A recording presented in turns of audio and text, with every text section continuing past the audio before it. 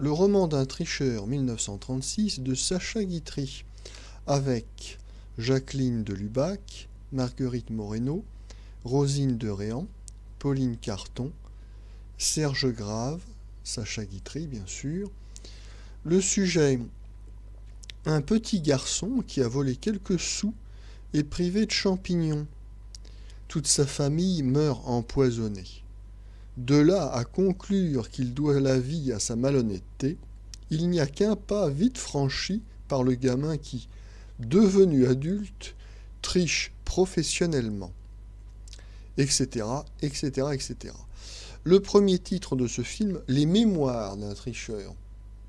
S'agissant de la distribution, on notera particulièrement l'interprétation de Serge Grave, qui joue ici Sacha Guitry enfant. Serge Grave était avec Robert Linen et Mouloudji l'un des 3 enfants surdoués du cinéma français des années 30, où il faisait donc merveille avec son jeu très naturel, très spontané. Malheureusement, il n'aura pas une carrière d'acteur au-delà de l'adolescence. On notera également la présence de Fréhel, cette célèbre chanteuse de music-hall qui a eu une vie, ma foi, très sexe, drugs and rock'n'roll, comme on ne disait pas à l'époque, et donc qui est qui a une petite apparition, mais que l'on remarquera avec intérêt. Sacha Guitry a été longtemps réservé et prudent à l'égard du cinéma, et notamment du cinéma parlant. Il commence donc sa carrière de réalisateur en 1935 avec le film Pasteur, qui est un film où on devine déjà son grand intérêt pour les sujets historiques, les sujets édifiants. Puis, toujours en 1935, il signe un film qui, là, est plus personnel, Bonne Chance, avec Jacqueline de Lubac, où là, on commence à voir les caractéristiques de son style si particulier et qui ont fait son succès. En 1936, avec Le roman d'un tricheur, on tient là réellement le premier chef-d'œuvre de Sacha Guitry.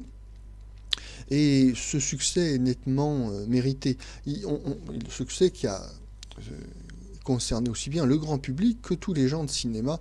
On sait que Orson Welles adorait particulièrement Le roman d'un tricheur, et il faut dire qu'au-delà donc de cette intrigue, enfin de ce sujet fort original, à savoir, et d'ailleurs fort immoral, à savoir donc le destin de ce jeune homme qui, sauvé par une malhonnêteté, va fonder sa vie, son existence sur la triche et la malhonnêteté.